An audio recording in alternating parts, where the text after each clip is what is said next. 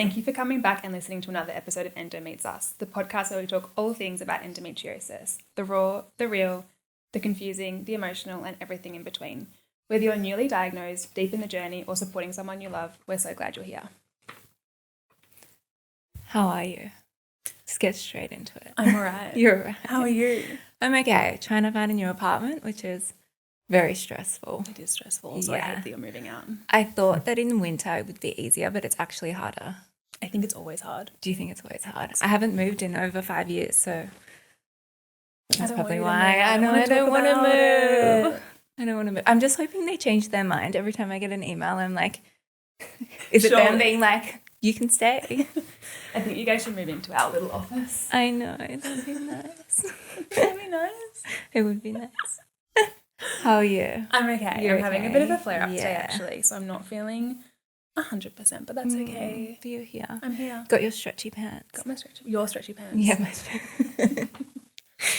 what are you going to do when I'm not downstairs? I don't know. That's all you need to say. Steal them. Yeah. Not give them back. Not give them. Yeah. That's so good. You're like, you're giving them back. Yeah. So today's an exciting one. Today we wanted to hear the other side of what it's like to be a partner of someone living with endometriosis. So here we are with my fiancé Henry and Mim's husband Dane, and we're going to have an honest chat about what it's been like for them, because we know it's been hard and it's just been all about us. Yeah. So it's time to actually hear Their from side. them. How exciting. I'm nervous. I'm so nervous too. I think don't they're worry. nervous. The boys are We nervous. just did a little breathe Yeah. breath work. Breath Breathe work. I can't even They've had a speak. beer. So here we go. Yeah, we got this. I know. So how are you Boys. guys? Yeah, definitely nervous, but good. Yeah, I think it's nice to be able to tell our side of the story too through this journey. Yeah, definitely. absolutely. Excited to have a conversation. Yeah. All right, should we just dive straight in then? I reckon. Let's Okay. do it. Okay, so when did you guys first hear the word endometriosis, and what did you think it meant at the time? Yeah, I think our first time I heard about endometriosis was we went to Tasha's doctor, Dr. Wan, or her surgeon, or would-be surgeon. Yeah. We sat down with her and she had a look. Tash had a cyst and she was going through a lot of Tasha's files and having a conversation for Tasha's history and what's happened with her in the past. And she said, yeah, I think you might actually have endometriosis. And so, yeah, she sat down, talked us through what that was, and we both had really no idea about what it was at the time. So we really didn't have a grasp of the concept, but we knew it was something about growing from outside of the uterus, but we didn't really know exactly what it was. So that's probably where our journey began, from understanding what endometriosis is. Yeah, I think it was a lot, that appointment, because she It was. drew it on the diagram and you were probably never even seen what inside a woman's body. Yeah. What's going on? Yeah, you're like, what is going on? She had a lot of props. She had 3D diagrams. She had drawings, there's lines going everywhere. Yeah, and all these dotting. Yeah, Oh, as the endo? As the endo, she Oh was just my dot, dot, dot. yeah. Everywhere. everywhere. Oh. And Dane, what about you? It was actually from my best friend. He, after you went through your flare up that ended with you in hospital, after one of our dates, he'd actually mentioned that I hope it isn't endometriosis because his now wife's friend had it. Right. So that was when I first heard about it, and then it was only a few months later that you had actually been diagnosed with it. So that was early 2021, I believe. Yeah, wow. And what did you know about it then? Did Jake tell you anything about it? No, nothing. Only just that it was classified as the lining of the uterus growing outside. And I think back then it was 1 in 9 women were being diagnosed with it. And as we know now, it's up to 1 in 7, unfortunately. And he was like, I hope she doesn't have it. Yeah, exactly. Yeah, exactly. Here we are. Yeah. Yeah. Well, fingers crossed that wasn't what it was, But unfortunately. it was. What were your understandings of the symptoms before the diagnosis? Watching Mim and I. Well, we were fairly early on in our relationship, so you had never spoken about any sort of symptoms. It was literally from that date that we'd been on, and we thought you had food poisoning. So that was it. I think it was one of those situations where, like, you know, you're all fresh and you don't want to complain about being in pain or anything like that. So I'd never really spoken about it with Dane. So you're just like straight into it. Yes. Straight in the deep end. Yep. Yeah. Yeah. Yeah, for me, I think, you know, we'd been dating since school, so I just knew that you always had really bad period pain. And I knew it was quite bad because you have a much higher pain threshold than I do. You know, if you burn your hand on a stove or something like that and you blister on your fingers, you don't really say anything about it. But from your endo pain, you definitely, you know, that's something that you feel, and it's quite strong. So I knew that it was really painful, but just didn't really know, you know, didn't think anything else of it. How did it feel watching us go through that, like that pain and being, I guess, kind of like helpless and not knowing what to do? Yeah, I think, you know, we're definitely helpless, right? And it's really tough being a man and wanting to be able to do things and help and fix a situation. And we now know that there's not a whole lot, you know, that we can do, but it is really tough. And I'm sure you feel the same. Yeah, like definitely. just not being able to do anything, seeing you guys in pain, you know, in the kitchen, you know, when we're cooking, and then you just end up on the floor in pain. It's really, really hard to see, and especially when we can't do anything about it.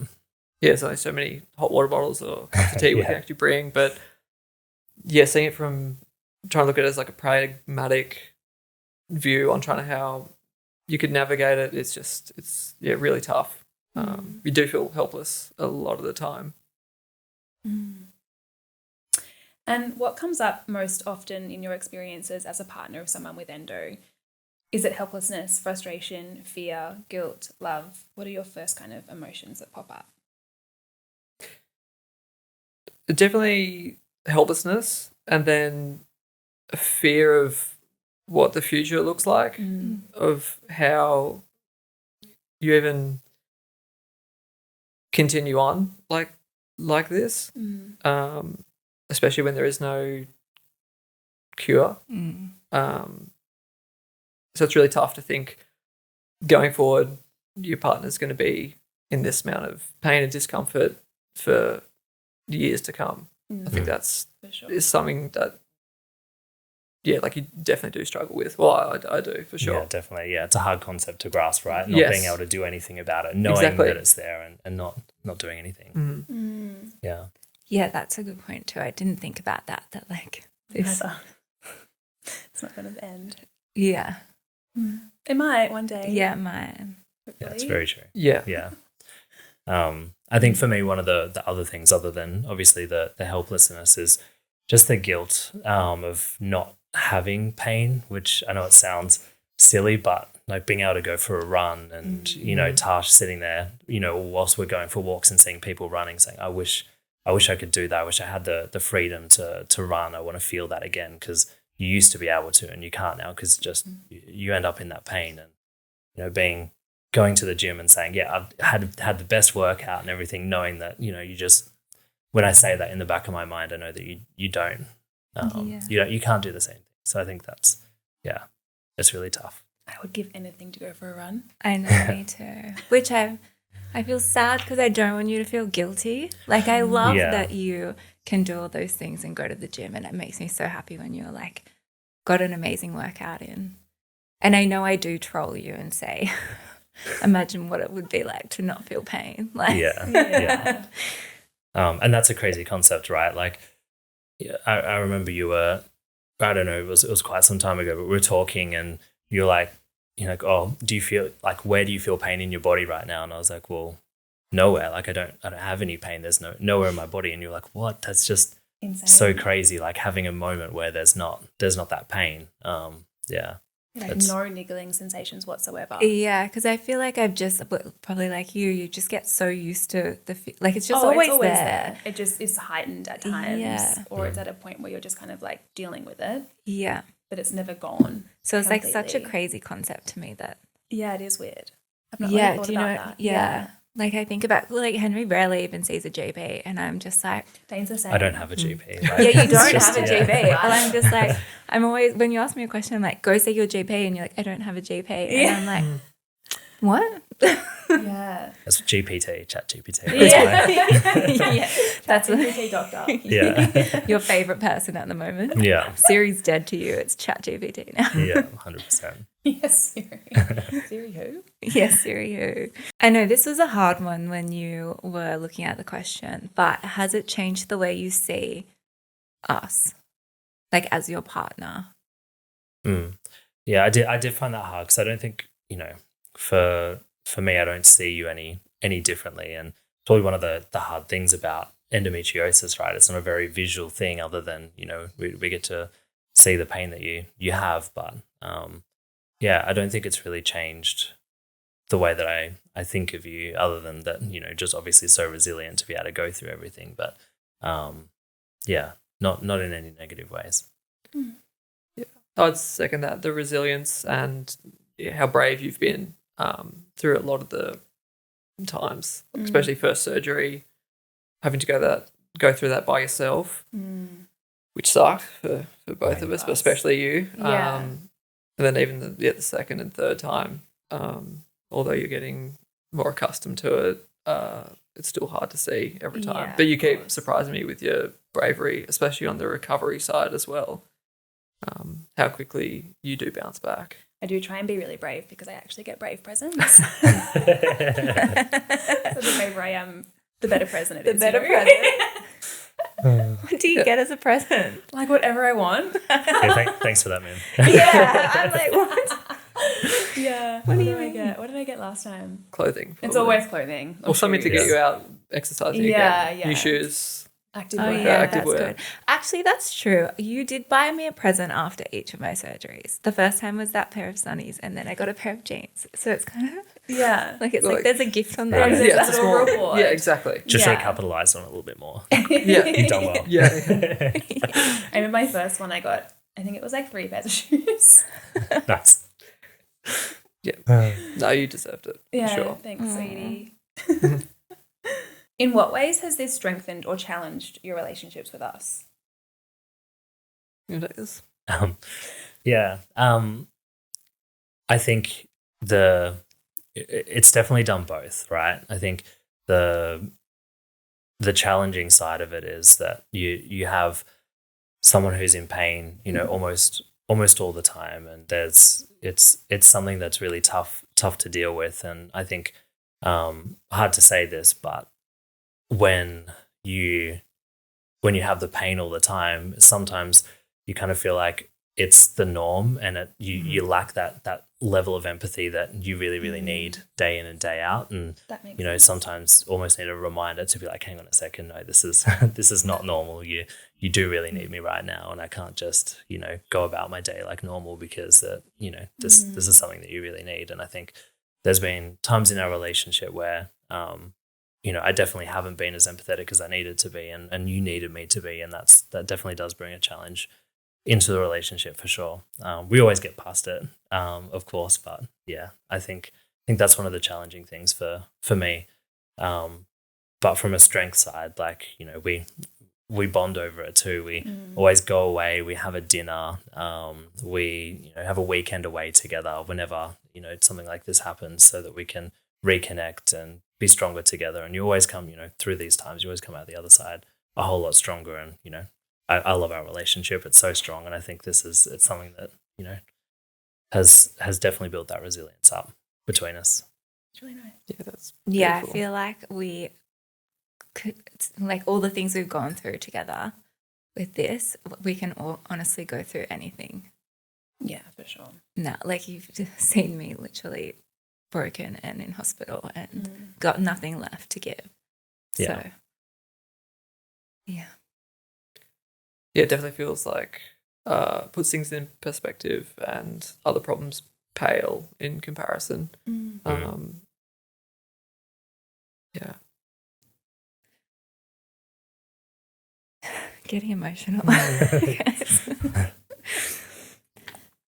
Are there moments that you've both felt invisible or unsure of your role?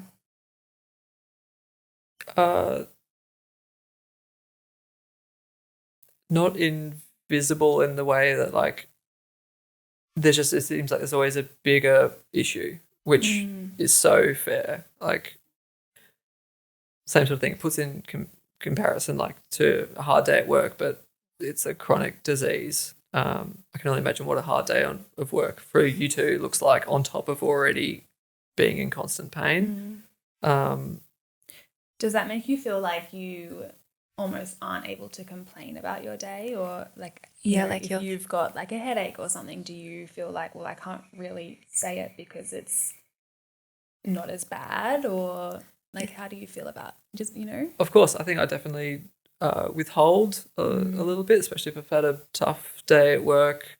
Try and not bring it home because, it's not as important. Health has to come first. But it is. But it's a tough thing to navigate, I think. I think so. Yeah. Yeah, it's like almost like you feel like your feelings aren't valid, even though sometimes. But once again, it's all about putting it back in perspective, I think. Yeah. And I don't know about you, but I definitely don't feel like from you that my feelings aren't valid, but it's almost like it's, I know that you're already feeling so many things, and if we are to kind of articulate what we're going through, then obviously that kind of adds to it, and you don't need that at the moment. And I know it's probably not the right thing to do, but yeah, definitely is something that I do as well. It's just the day's not quite as bad as what you guys have been through, so it's harder to kind of say, or to lean on you for support when you've only got 10% or 5% of your capacity left. Well said. To try and push our stuff onto you as well is not necessarily fair. It's really interesting. I get that. Yeah. So where do you turn when you both need support? Because we obviously turn to you. And you're carrying our emotional load quite heavily. So then obviously you need to offload that as well. So like, who would you go to? I'm really lucky I've got a best friend that I can confide in. He's gone through his own health problems with his wife, and he's always been really great to not only ask how you're doing, Mim, but how I'm doing as well in the support role, which is just nice to be able to bounce ideas off, and even just someone to ask actually goes a really long way. Yeah, absolutely. And then second to that, my mum, big time. Yeah. She's a sweet angel. Yeah. Love her. I feel like it's hard because Hannah and I are quite private. Like, sorry, I'm answering for you, but I don't, like, we actually don't talk to anyone really about how we're feeling. Like, I always try and be like, no, I'm fine. It's like all good. Yeah, definitely. I feel like, I don't know, if it gets to a point where I really need you, you're always there for me. Like, I'm not saying at all that you're not there if I need you, but I definitely would not say things to a certain point until it got to where I really, really needed you, before I kind of jump in there. But yeah, I know you're always there. I mean, my mom's there too. She's fantastic, and she's, she'd love to be, a listening ear too. But I think, you and I we are a little bit more private, and rely on each other a bit more. Which is so nice that Mim and I found each other, because you're like the first person that I've actually I know, it's so nice, opened isn't up it? to. I'm the same. Yeah. I've always been like, I'm all good. Like, or I lessen my symptoms to people always. because I don't want them to, I don't know about you, but like, I feel like a broken record. But with you, I'm so open. So it's really nice to. It's nice. You almost feel lighter. Yeah, you talking do. about it. You do. I always feel lighter after talking to you. Me too. Yeah. It's really nice. But yeah, I definitely feel like, not that I definitely feel like I'm a broken record and I don't talk about it, but I also am just like, I don't want to talk about it. Yeah, because I find it really exhausting having to talk about it with someone. So if someone's like, how are you? I'm like, I'm really good. Yeah. Because I don't have to have that conversation. Yeah, like I'd rather talk about you. Yeah, exactly. Yeah. And maybe you don't want to be defined by, like, that's the only thing that's going on. I think definitely. Yeah. Yeah. Because it does just become you. And also being like someone thinking you have a chronic illness, like I don't even want to think about that myself. Yeah. About myself. To then have someone else think about that. You do come home from work sometimes when you've been working on the couch and you're like, I hate that feeling of being the endo girl at work and like being that one who's on the couch and and I think it's hard for you as well, and I'm sure you both experience it, but for people who don't really understand it, and I guess this is most of the reason you're doing a podcast like this, but there's a lot of people who don't understand it, and they see you on the couch and they're like, okay, that's just overreacting again. And that's something that you definitely have found really difficult, and just comments from people, right? They're not saying it outright, but they're just like, oh, you're on the couch again. The one that really gets me is, oh, but you look fine. That one really annoys me. It's really hard. I also find it hard too because I try and be like girl bossing and like strong and like powerful presence, and then next minute I have a heat pack or I'm on the couch at work horizontal, and I'm like, I've just worked so hard to build up this like strength persona, and then it's just like, and you just crumbles. I think the workperce is definitely the hardest. It's when very it comes hard. to that.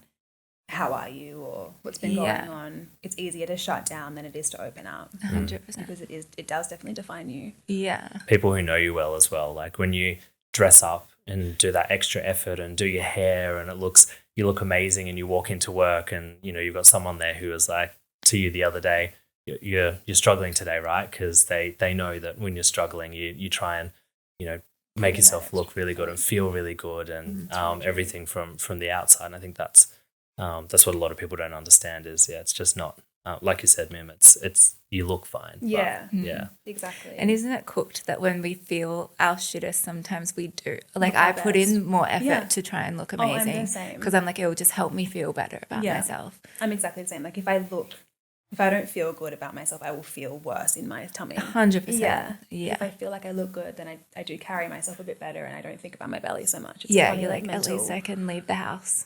Yeah. Like, yeah. get excited about getting dressed to leave that. Being able to put jeans on. Yeah. Yeah. Could I say, like, in your workplace, do people know the situation that you guys are in? They do, yeah. I've actually had a lot of really good people at work, and really supportive and asking about it, and a lot of people sharing the podcast. Oh, and, that's great. sending some messages over Teams, being like, "Oh, we listened to the next episode." So it's actually been really nice. Amazing. Yeah, good support. Yeah. What about yourself? Yeah, my business partner, he's been fantastic, really supportive. Needs a day off to take you to an appointment and whatnot, because there's only just two of us, so someone has to pick up the slack. Yeah. But he's been fantastic, which goes a long way, just knowing you have that little backstop as well. Mm-hmm. Yeah. Yeah, that's good. And it's like so important to me. And if anyone's listening there who's a manager or a boss, I've had that kind of support as well. We're in a big corporate environment, and there's very kind of strict rules that you can follow if you want to around that. But having the flexibility, I've taken for different things at work, but taken quite some time off before and just had no pushback whatsoever. It's been super supportive, and I'm still at the business, and 8 years later, I put a lot of time and effort into it because you kind of get that feedback back from them. So yeah, Yeah, It's fantastic. for sure. That's really nice. So I know this is a hard one. How do you both handle plans changing last minute or needing to cancel things? Yeah. I mean, I find it really tough, I think, because for me, I don't like letting people down externally as well. And, it's tough to say, you've made plans, whether it's with family, friends, whether we're going somewhere, it's down the coast or whatever. And then, last minute we change. I think it's tough for me internally because that is something that I don't like doing. And but I know the pain you're going through and everything, so it's not too difficult in the end, but it is a challenge.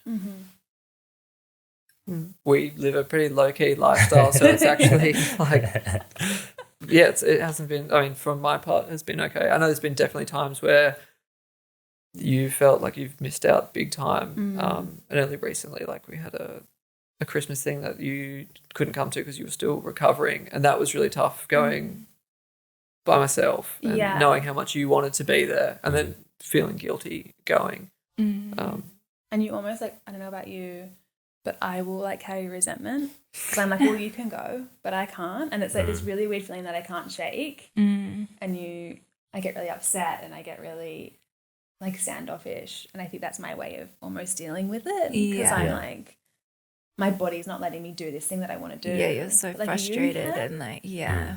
That's But a it's really tough not- emotion too, because you're upset at someone. Then in the back of your mind, you also know that you shouldn't be. So you've got that Exactly. conflicting emotion inside of you. and you're trying That's to really like, tough.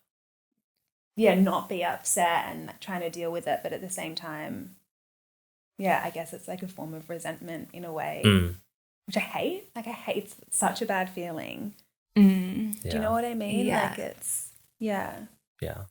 But we're pretty lucky in the sense that our friends are really understanding Yes. and everyone completely gets it. So whenever we have to cancel plans, it's never ever a big deal. I think it's Definitely. fine. People almost expect it, I think. Yeah. And from what I've seen of you guys, like you're very open, and you have that good communication. I think that's key, right? Just to say like, hey, I'm actually feeling angry at you right now, and I'm resentful for you, and just putting that out there, and that always helps. Exactly. 100%. Even though, and I definitely know where I stand. Yeah. yeah. I know not to go. Yeah, that's it. No go. Yeah. I think for me it would be easier if I just made a decision to not go. Like sometimes I really try and push myself to go because because you want to go You don't want to and miss you out. want to do these things, but then in the process of me trying to like push myself to go is probably when it's harder on you. Like if I just said, okay, I'm not going to go and made that decision. Yeah. Yeah.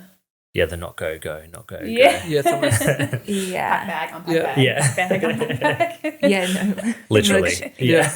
Literally. Yeah, we've been down the coast before, and Tarsh has had flare-ups, and not, trying to decide, do we go home? It's getting later in the day, which makes it harder and harder because we're going to get home. It's 3 hours away. You're going to get home later and later, and we pack the bag, and then Tasha's kind of like, oh no, I think we'll stay now. And we're like, okay, we'll unpack it, and then it's like, no, I just have to be in my own home. Yeah. And, But it's also like the drive, like that 3 and hour that drive, and that's with what's the playing on your flare-up. mind, right? Yeah. Yeah. What's Can I do worse? it? Can I not do it? Yeah. Yeah, we've left home before and I've made you turn around like half an hour into the drive because I've been like, can't do I it. actually can't do it. Mm. Like we have to go. Yeah. It's hard. Yeah. I think I do struggle with that more than I'd probably like to admit. You've Yeah. admitted it now. Yeah. I mean, it's fair enough. I Yeah, would be absolutely. frustrated. Do you ever feel like you have to put your own needs on pause? And how do you cope with that? I think probably similar to what we were saying before. Like, I think so. Yes. Like I do feel like, I don't open up as much, especially when, you're not feeling great, because I just know that it's not helpful. And like I said, you've only got 5%. I've got 20%, but it is difficult. But I think communication really is key, right? Like if you don't know why I'm upset and vice versa, that makes it harder than just not articulating it at all. Easier said than done though. Mm-hmm. yeah, I say yes, definitely. But when you're living in it day to day, it does become the norm. And you wake up and say, I've got a sore belly, like, what can I do? But then you look back and I listened to your episode last week, Tarsh, and I'm like, it doesn't matter. Like, it's fine. My problems pale in comparison, like, to both your stories. And even then reliving your one, Mim, of all the different things we went through. Like, I don't know, I don't have enough problems in my life for it to even come close, I think. Throughout all of these experiences, what have they taught you about empathy and communication? Do you feel like your communication is way more open now? Do you feel like you're more empathetic, not towards just us, but like other people around you? How has it kind of shaped you in that way? Yeah, I think the empathy to just life in general is a big thing for sure, that I've learned throughout this process, because I hear some of the comments that people say and they don't really think about what they're saying. They're just saying, saying something, whether it's about having kids or, not being able to, or whatever it happens to be. And I see how that really personally affects you, Tash. And because, we obviously open up behind the scenes and you tell me those things, but from that other person, they have no idea. So it's definitely made me be more empathetic to other people and try and, watch what I say around people, because you never know what they might be going through. Absolutely. Yeah, really, really good point. I think we resonate with that too, especially people talking about kids or next chapters of life, holidays, lots of different things. I feel like this is always the main thing that we're considering.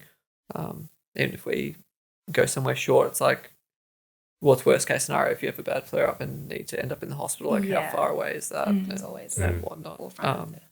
But yeah, and then definitely same sort of thing. Like, you never know what other people are going through and what they're struggling with. So best to try and be the nicest person you can, I think. Yeah, for sure. And maybe on that communication point, just it's great that you've got someone who always asks, how are you? But when they ask that, they're not just asked after a good, thanks, how are you? They're actually saying, no, how are you actually? Yes. And asking that question and seeing how many people you can do that to. For sure. Not just on, are you okay day, but just at any time throughout the year.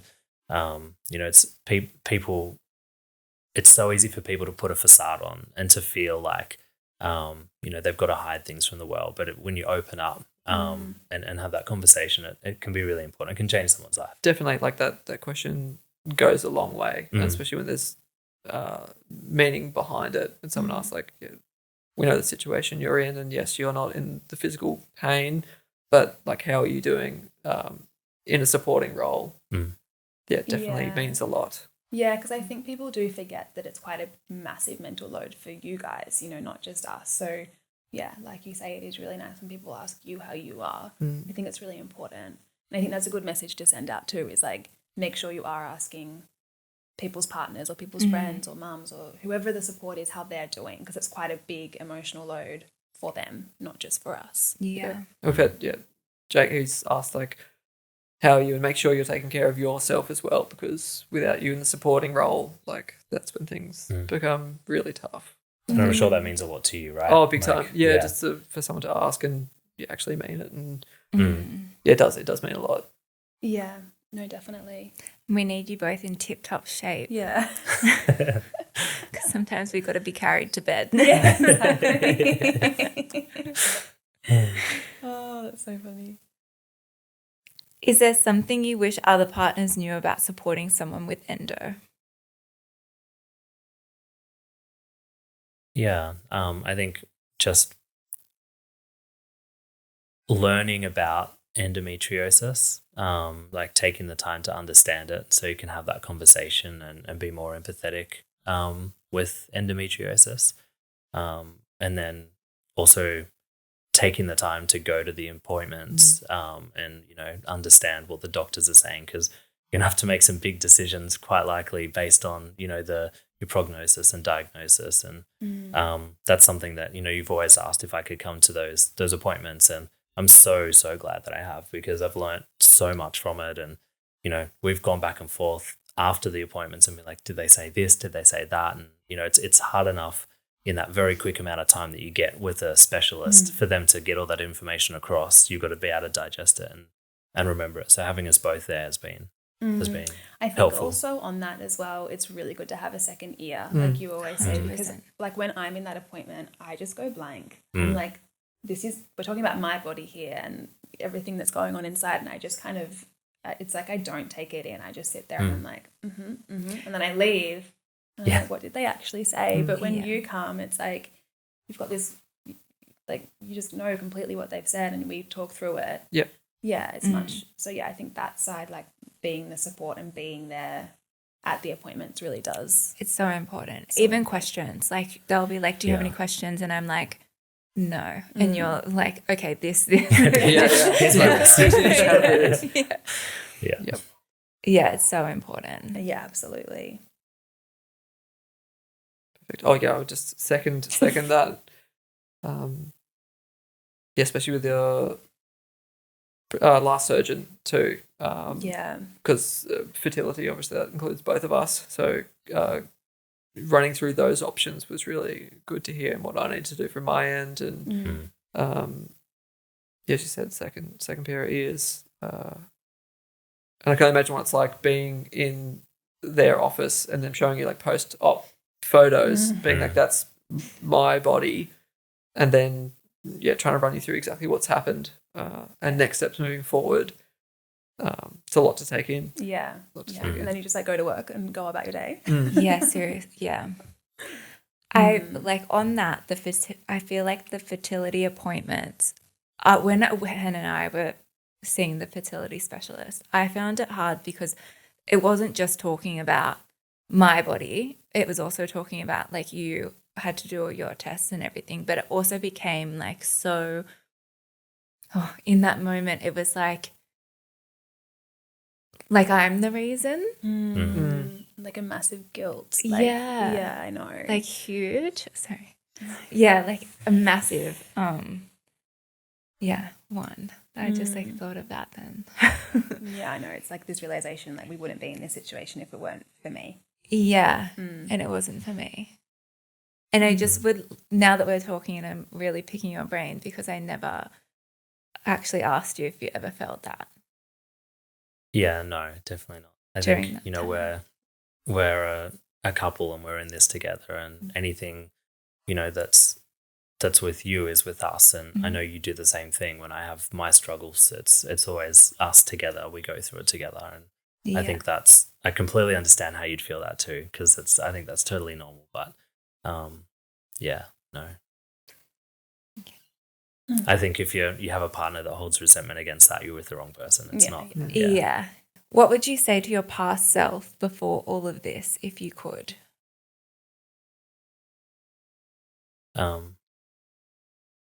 I think be patient and understanding, and, you know, make sure you're always there for everything. You know, the hot water bottles, the countless hot water bottles, as you said.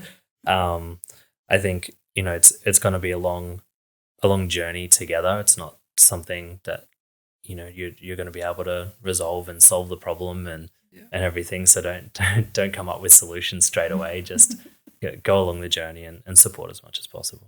Yep. Yeah, definitely don't try and fix it when it's mid flare up. Saying trying to come up with ideas. Yeah. Just get the hot water bottle and be quiet. I think. Yeah. What if we try this? Yeah. That was a big learning curve. I'm not a horrible person. No, not at all. No, but I know what it's Just like. a monster when I'm in a flare up. Yeah. Yeah. We can't think. It's like No, your brain can't just goes think. fuzzy. And you're like, I just need you to put the hot water bottle on my belly and not say anything. Sometimes Henry will be like, do you want to cuddle? And I'll just cry because I'm like, I don't know. Yeah, and then I'm sitting there, I'm like, I don't know either. Yeah, who do I be? Cuddle's always the answer, by the way. Yes, Yeah. always. I think that I don't know who said this, but to ask the question as well, like, are we in problem solving mode, or you know, do we hate on this thing and say this sucks and just live in that pain and in that moment? I think that's really important too, because, you know, sometimes I could sit there and say that sucks, and you're like, no, where's my resolution to this? And, yeah. You never know what you're gonna get. Yeah. Yeah. Seriously, it's like Russian roulette over here. It's hilarious. Yeah. Do you feel like there's space for partners in the endometriosis conversation? What kind of support do you wish existed?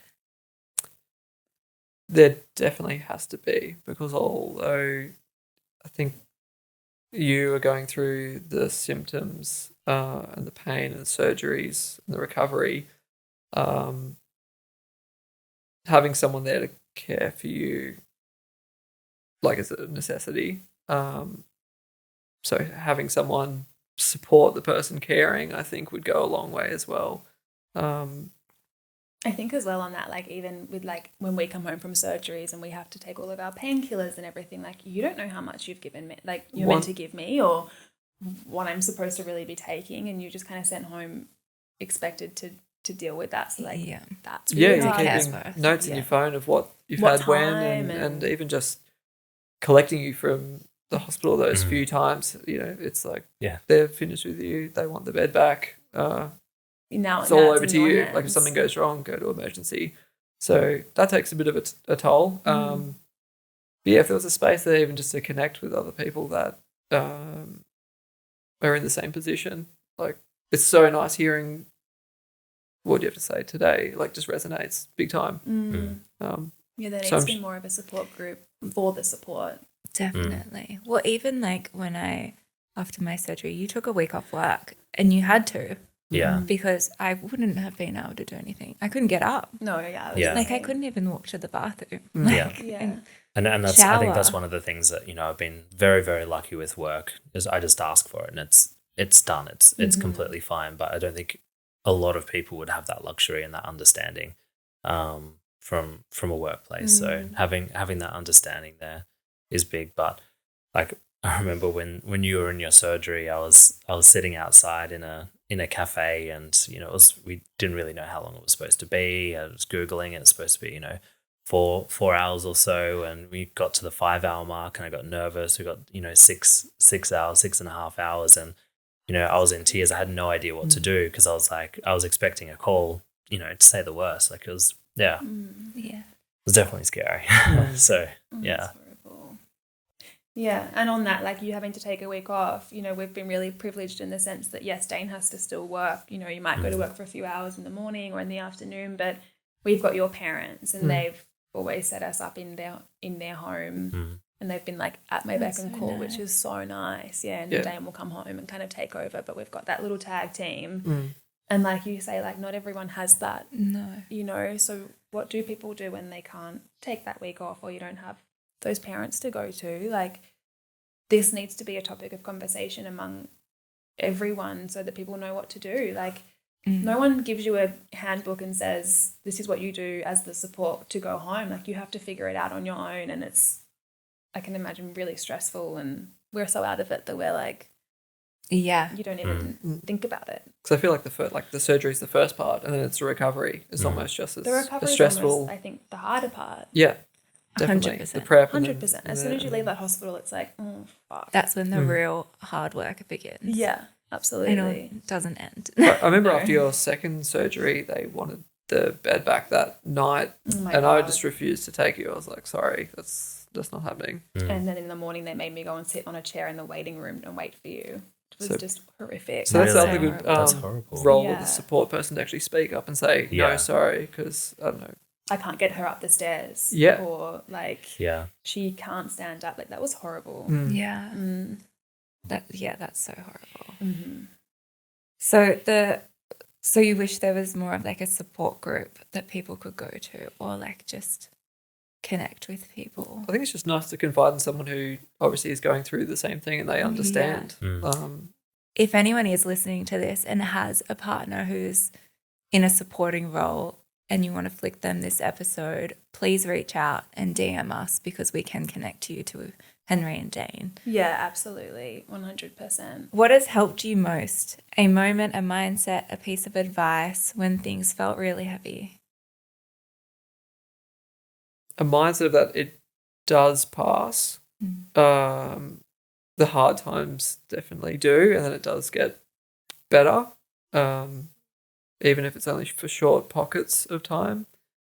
And when you are having a good day or a couple of days together, try and hold on to that and then revert back to that when things are hard again. And then just, the support of friends and family is huge as someone who's in a supporting role. It means a lot. And then also just putting your needs above any of my own, because it is, we've said today, it's more important. There are bigger things going on than a bad day or whatever I've been through.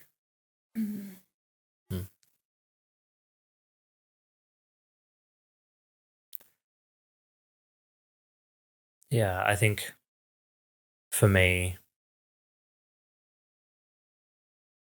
I don't really know. I think there's so many things that that kind of add up to what really helps to get through these times. It's making sure you communicate, making sure you empathize, and like you said, reaching out for help when things are tough. I think it all kind of comes together. I don't think there's any one big thing for me. It's just all of that added up together that really does help.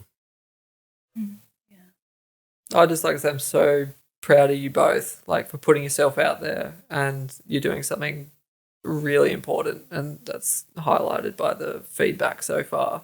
And it's only going to grow, so I think that's huge. Thank you. Thank you. Yeah, And- 100%. And Henry setting up all of the gear. And couldn't have done without you. That's the stuff that I enjoy. So that's the easy stuff for me. But yeah, no, 100%. You guys are doing such a good thing, and it's very cool at work to have some people come up and say that it's really helped them, and they're starting to go through that journey. And yeah, I know you guys have had lots of messages. So Yeah, we love hearing that too. It really makes our day. yeah, It really does. Like, it makes me so happy. Actually, someone was messaging yesterday on Endo Meets Us and was just asking random questions about, because they're about to have surgery, and I could have cried. I was like, this is finally, like, we're finally able to help at least one person, and that's exactly what we're trying to do. So that was a really big step. Gives us the motivation to keep going, because absolutely. we're two girls with endo, so finding a time that we both aren't in a flare or have the energy is quite hard. So yeah, we love it. yeah, we love you guys. Yeah, love you too. Very grateful. I don't think I don't even know where I'd be if I didn't have you. So I just want to say thank you so much. And I appreciate you, and I really hear you. Me too, Dane. Thank you. Thanks, guys. Thanks. Join for us listening. next week. For more things endo.